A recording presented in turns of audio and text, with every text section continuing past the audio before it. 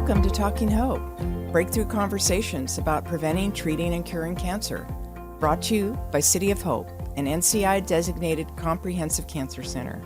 Hope lives here in Orange County. Hey everyone, I'm Darren Godden. Welcome to Talking Hope. I'm excited to be joined today by Kailey Proctor. Kailey is a clinical dietitian and board-certified specialist in oncology, nutrition at the City of Hope Orange County Lennar Foundation Cancer Center. Kailey, thanks so much for joining us today.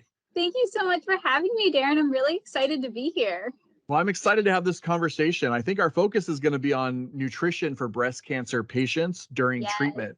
But I found this great quote in preparing for this conversation with you. You probably know it very well. It's from the father of medicine, the ancient Greek physician Hippocrates. He said, "Let food be thy medicine and medicine be thy food." Yes, is that your favorite quote? It's definitely in my top 5. It's a dietitian's favorite motto. Awesome. Well, let's just jump right in. Tell me, what does a clinical dietitian do to support patients during their cancer journey? Yeah, so sometimes I even meet with patients before they're diagnosed. They might be predisposed to cancer, have a genetic mutation that, again, increases their risk of cancer. So we go over a cancer prevention diet. Oftentimes, though, a bulk of my day is seeing patients who are on treatment, whether that's chemotherapy, radiation, immunotherapy, pre or post-op from any surgery. And then sometimes I get to follow them through the end, and I meet them at the end of their journey. And we talk more about getting back to their new normal, how to integrate more healthy options, just because sometimes when you're on treatment, what you're eating is a little bit different than your new routine. So I just follow along patients throughout their cancer continuum.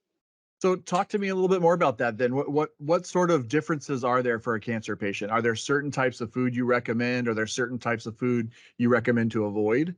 Definitely. So when patients are on active treatment, chemo, radiation, especially before and after surgery, protein is the most important nutrient for them.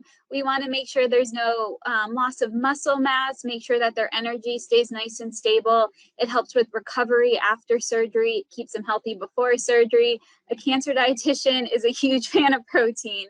But, before treatment and after treatment, we really want to start incorporating more fresh fruits, vegetables, whole grains, beans, all those good high fiber foods, just because sometimes during treatment, whether a patient's having any nausea, vomiting, or diarrhea, fiber and whole grains might not be that center point of their diet anymore. Gotcha. And what about liquids and things to drink? Should you avoid alcohol or obviously water, soda, things like that? What do you tell your patients? I get the alcohol question all the time, and rightfully so. It's a huge social thing. There's 2 schools of thought right now. There's the American Cancer Society, which says no alcohol under any circumstances for prevention, treatment, or survivorship, which, if we're being honest, is very extreme for a lot of people. Most people just aren't going to stop drinking cold turkey. The American Heart Association says moderation. So moderation would be 1 alcoholic drink a day for women, 2 for men. Keep in mind, though, the serving size. That's 12 ounces of beer, 5 ounces of wine, and 1 ounce of hard liquor per drink. So I kind of like to go in the middle ground with alcohol and say, while you're on chemotherapy, probably not the best option because some of the chemos are taken to the liver to be broken down, as is alcohol. So if you can save alcohol, very special occasions, birthdays, weddings, celebrations, anniversaries. Water is fantastic. We want to keep you hydrated while on treatment. If you become dehydrated on treatment, some patients also experience intense nausea. So keeping water with you. I even say if you want, you can put a splash of juice in there, like 1/4 of a cup of juice to 1.5 cups of water, because water can be very boring after a certain point. You can also do electrolyte beverages like Gatorade, Propel, even Pedialyte, especially if you're having excessive losses from treatment like vomiting or diarrhea. So we want to stay hydrated. Coffee is okay too. Up to 24 ounces is considered hydrating. So that's about 4 cups of coffee. But yeah, just stay hydrated. Try to limit alcohol to very special occasions and try not to overdo it with the caffeine or the coffee. Great, thank you. And what about some of these popular diets like keto or paleo or even Weight Watchers? What are your recommendations there? So I know there's a lot of buzz around the keto diet. Unfortunately, there's not a lot of scientific evidence right now for us to really recommend it for patients. there is a small body of research growing for certain brain cancers. It might be beneficial. But for right now, not recommending the keto diet just because too, it cuts out major food groups like fruits, most vegetables, whole grains, beans, and lentils, which have been shown to be cancer protective. So don't recommend the keto diet too much. Weight Watchers, I think, is great. I see that more for patients who maybe after treatment, they want to lose weight to get down to a healthy weight. We know that being a healthy weight reduces the risk of up to 12 cancers. And even 5% weight loss does a world of good. So Weight Watchers, what I like about it is it teaches you portion sizes for your favorite food. So you don't feel like you're in this diet mentality, because most diets fail because they restrict foods or food groups. And then when you do get your hands on it, you just go overboard because you haven't had it for so long. So Weight Watchers, I love the Mediterranean diet. That's the one I tend to recommend to most patients because, again, it's that plant-forward approach to eating more produce, more fiber, leaner proteins, cooking with healthy fats like olive oil or avocado oil. So Kailey, can you tell us, how do patients access nutritional care here at City of Hope? So one thing I love about City of Hope Orange County is we have a very collaborative approach. There's a lot of different ways patients can get in touch with me. One is when patients meet with their oncologist and they say they have a question about diet, nutrition, what to eat while on treatment or kind of in their surveillance phase. Another one that I get a lot of referrals from is the infusion center. When they do their first chemo teach, the nurse will put in a referral just so I can touch base with the patient, go over more in detail about diet on treatment. And then I also get referrals down from radiation oncology. Even if they're in the clinic and they mention to one of our nurses or MAs that, I have a question about diet or I'm having this side effect and I kind of want to know, is there anything I should eat for it? They'll put in a referral for me. So it's very easy to get in touch with me. Again, a very just collaborative approach, which I really like. So your role is really part of the overall care team. It's part of our care model that we wrap around our patients then, which is a great benefit to our patients, right? Oh, I Great. wholeheartedly agree. I think you've answered the question around eat this, not that, but do you have any eat this, not that sort of messages that you shout from the rooftop to people just in general? Fiber. We love fiber in the nutrition community. I wish more people ate fiber. Right now, the recommendations are about 25 grams per day for women, 35 grams per day for men. And again, that's coming from whole foods, fruits, vegetables, whole grains, beans, nuts, and seeds. But what's really cool is if you have a hormone sensitive cancer like breast cancer or ovarian cancer, fiber binds with estrogen and then it's taken to the liver to be broken down. So there's less estrogen floating around. I think that's really cool. It's cancer preventative. Also, it helps you maintain a healthy weight because insoluble fiber, meaning it doesn't dissolve in water, it expands in your stomach to keep you fuller longer between meals. So you're less likely to snack. Love fiber. Wish people ate more of it. You mentioned specific changes for breast cancer. So what other things are unique about breast cancer and being a breast cancer patient when it comes to your diet?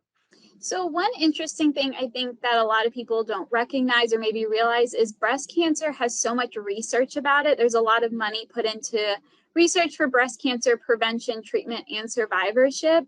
One common question I get from breast cancer patients is, can I have soy foods? Just because, there's estrogen in the body, so they think soy foods has estrogen. It doesn't. It has phytoestrogen. And I see where this myth kind of came about because estrogen and phytoestrogen, chemically, they look pretty similar, but I think there's a hydroxyl group that switched out.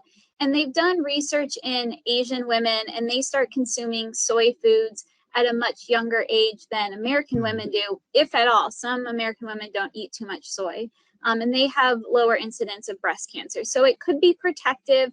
However, with that being said, we're talking about whole soy foods. So think soy milk, tofu, tempeh, edamame, and miso. We're not talking about the veggie burgers like the Boca burgers, the Morning Star burgers. We want the whole soy product, minimally processed.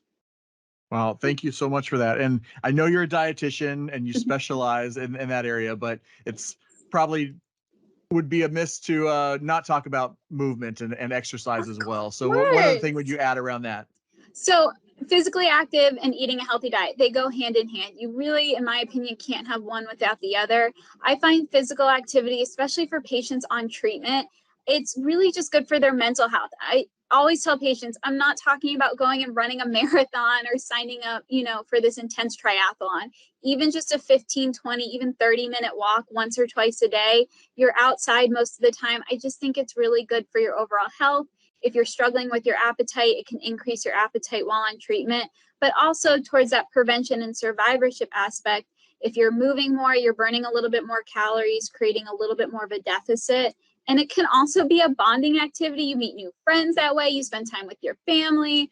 They go hand in hand. I don't think you can really truly separate one without the other. Such great advice, Kailey. Let me ask you a personal question. What led you to this line of specialty? What led you to becoming a dietitian? Yeah, so I grew up with an Italian mother and grandmother. So like food was always pretty central in my home. Like we were always cooking in the kitchen, and I just love food. Like I think it's so fun, like cooking and preparing new meals. But I didn't want to be a chef because that would, I think, just steal the joy from cooking and food. So my mom actually just mentioned like, hey, you can be a dietitian. That's not cooking all day. And I'm like, really? So long story short, I did have a 2-week rotation at a cancer center when I was a dietetic intern, and I just fell in love with the oncology population. I mean, I got to see the same thing what I do now. Like I saw patients before they started treatment, on treatment, after treatment, hormonal therapy. So it was just such a blessing that I got that 2-week rotation. Had I been at another location, I was in Santa Barbara at the time, I wouldn't have gotten that. So, I think everything kind of happens for a reason, but I love working with cancer patients throughout their cancer continuum, using foods as just a way to heal or make them feel good. Well, we're so glad that you're here at City of Hope now. And so I want to ask you this last question. What does the concept of hope mean to you, Kailey? I think it means that you have this like faith or maybe even desire that tomorrow there will be a new exciting opportunity or some new development. In the terms of the population, we see that there's either a cure or another line of treatment that might be really effective for their cancer, that gives them more time or just buys them a better quality of life. I think it's just that desire, that faith that these patients really have. And it's beautiful to hear them say that too. Well, thank you for sharing that as well. And we appreciate your time today. We appreciate you sharing these great pieces of advice for all of us. And we hope you all join us on our next episode of Talking Hope. Thanks for joining us. Definitely. Thank you so much, Darren. I appreciate it. Thank you all for listening to Talking Hope, where breakthrough conversations about preventing, treating, and curing cancer have been brought to you by City of Hope, an NCI-designated comprehensive cancer center. This is the hope you've been waiting for. For more information, visit cityofhope.org/OC or make an appointment at any of City of Hope's 5 Orange County locations, including City of Hope Orange County Lennar Foundation Cancer Center, the most advanced cancer treatment center in Orange County. Call 888-333-4673. That's 888-333-HOPE.